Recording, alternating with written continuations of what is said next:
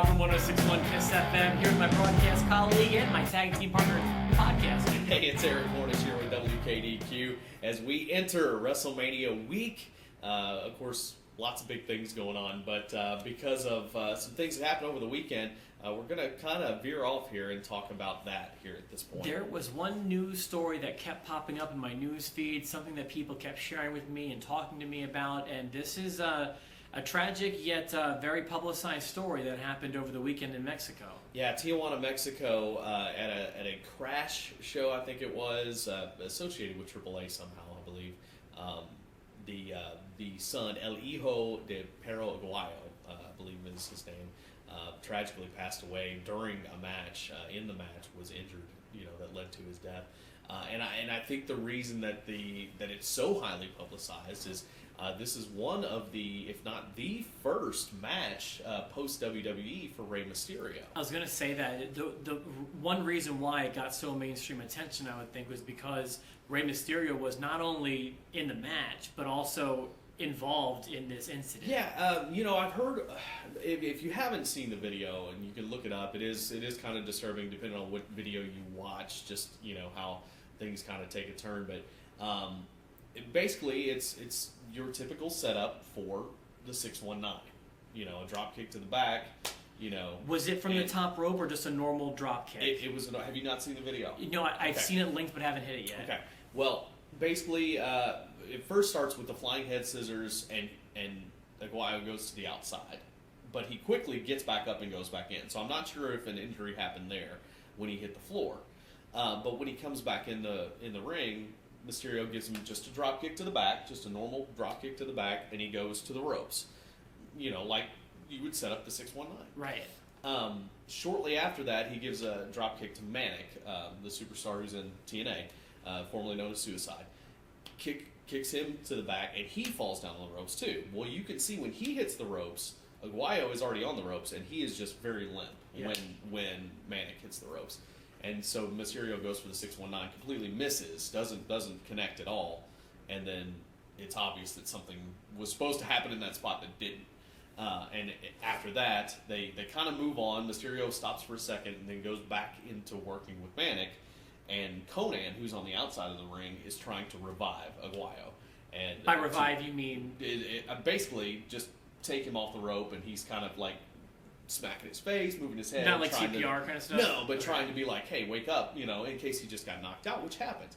But it basically, all of this is just become just one big tragic accident is right. What it is. And now the cause of death has come back as a stroke related to a cervical injury, so somehow he jarred his spinal cord enough, whether it was on the move to the outside or falling onto the ropes.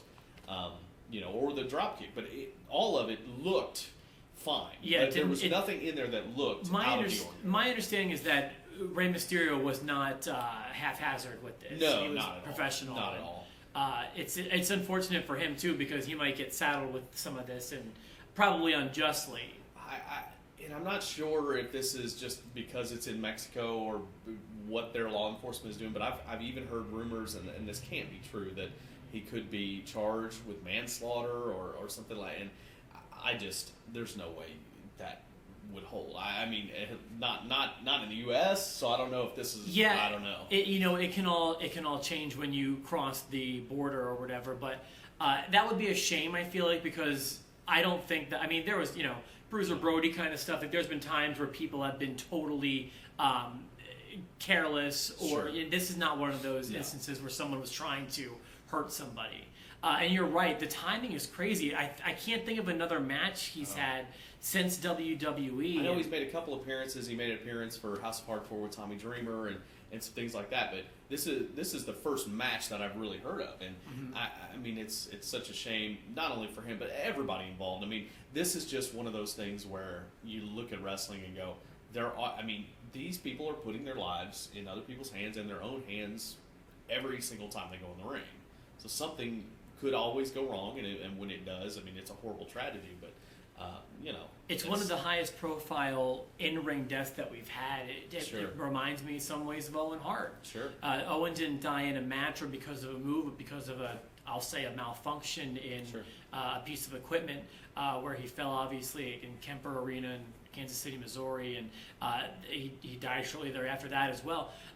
This, it's a dangerous sport. We know that. It's a dangerous activity, but in some ways, I'm almost surprised it doesn't happen more often. Yeah, I mean, I caught a blog after this happened of several, wrestling in-ring deaths. I think they had 13 or 14, but over time, a lot of them happened much longer ago. But when you consider WWE having the kind of doctor staff that they do now, despite what some people say, is actually a really good staff of doctors.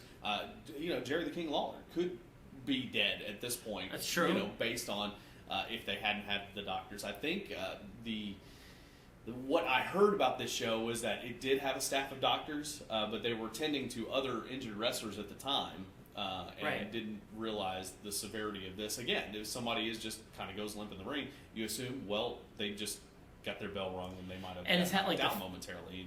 It's during their finishing spot, it sounds like, too, with the 619 going, so it could be really a long time until you realize something's wrong. Yeah, so... think about how much different the landscape is in a WWE locker room than it was 20 years ago. Sure, yeah. With, real doctors and, testing for juice and no chair shots, and you got to be approved to do a pile driver, all sorts of crazy stuff in a much different... Because it's a much different company than it was 20 years ago. So I guess my question to you would be, because of this and because of even going back to, whatever, 99 or whenever it was with Owen Hart. Yeah, May 23rd.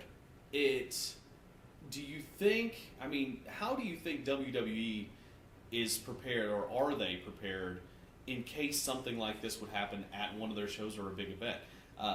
For example, you've got WrestleMania coming up this Sunday. God forbid anything like that would happen at a WrestleMania, but at any show, do you think they're prepared to handle it differently than they did with Owen?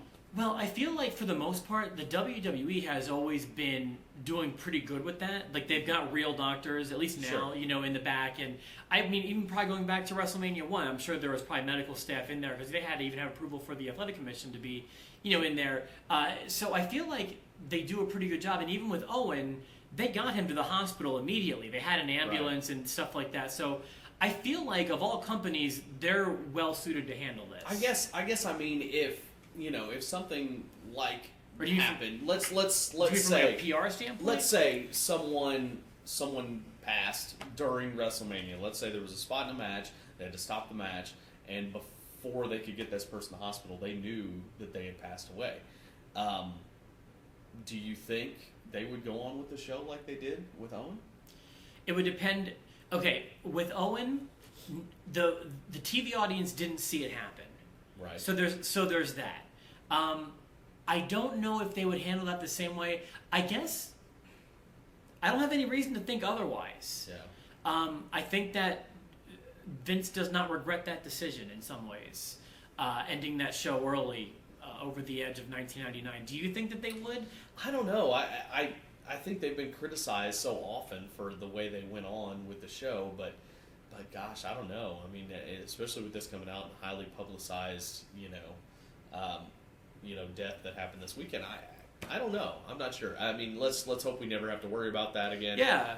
But anyway, I just kind of crossed my mind. I wondered what would happen there, but I certainly think again, thoughts and prayers go out to the family. Absolutely.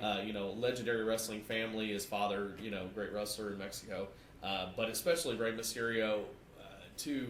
Coming off. You got to wonder. Hey, he tried so hard to get out of WWE. And he then tried this to happens. move on, and now it's going to be very hard to escape this. You got to wonder if maybe he wanted to.